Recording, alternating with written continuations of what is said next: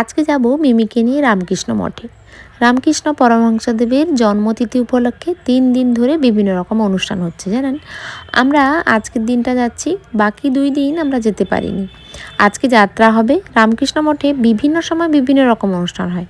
কখনো সরস্বতী পুজো, দুর্গা পুজো আমাদের বাড়িতে কার্ড দিয়ে নেমন্তন্ন করে যায়।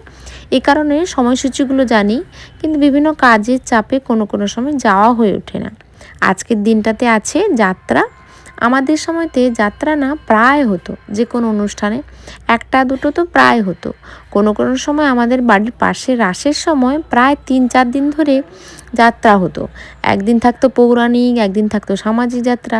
তাই যত যাই কাজ থাকুক না কেন, আজকে বেরিয়েছি মিমিকে নিয়ে যাত্রাটা দেখানোর জন্য। যাত্রা থিয়েটার এখন প্রায় উঠেই গেছে, তবে থিয়েটার কখনো আমাদের টাউন হলে হয়। একটা ব্যানার দেওয়া থাকে, কখনো দেখতে পাই। ওই টাইম অনুযায়ী এখনও যাওয়া হয়ে ওঠেনি। তাই মিমিকে নিয়ে যাচ্ছি, যাতে যাত্রার সাথে পরিচয় হবে। যখন ছোট ছিলাম, যাত্রার শুরুতে যখন ঘন্টা পড়তো না, কান পেতে শুনতাম। দিয়ে মাকে বলতাম, মা এবার ঘন্টা পড়ে গেছে, তাড়াতাড়ি চলো। বাড়ির পাশে তো হতো, তাই আগে থেকে যাওয়ার কোনো ব্যাপার ছিল না। ঘন্টা পড়ে গেলেই আমরা পৌঁছে যেতাম। এখানে নরেনের যে ছোটোবেলার যে ধ্যান খেলাটা, ওই ঘটনাটাও দেখানো হয়েছে জানেন।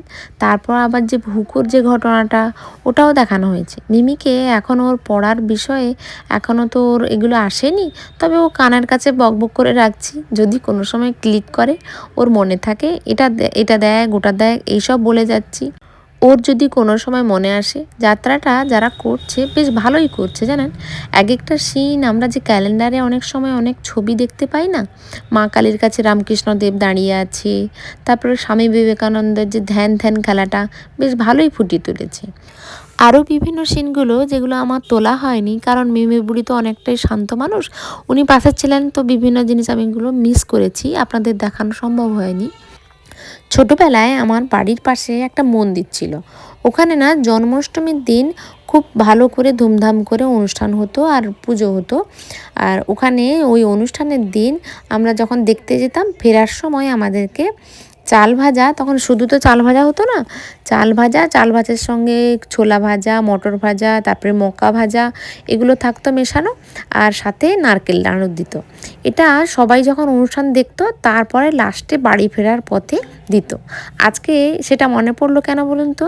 আজকে আমরাও বাড়ি ফেরার সময় যখন আসছি, তখন সবাইকে প্রত্যেকের হাতে একটা ছোট্ট ঠোঙার মধ্যে বুঁদে দিয়েছিল, যেটা কিন্তু অনেক দিন পর ছোটোবেলার কথাটা মনে করিয়ে দিল। ভিডিওটি কেমন লাগলো কমেন্টে জানাবেন, আর ভালো লাগলে একটা লাইক করে দেবেন। নমস্কার।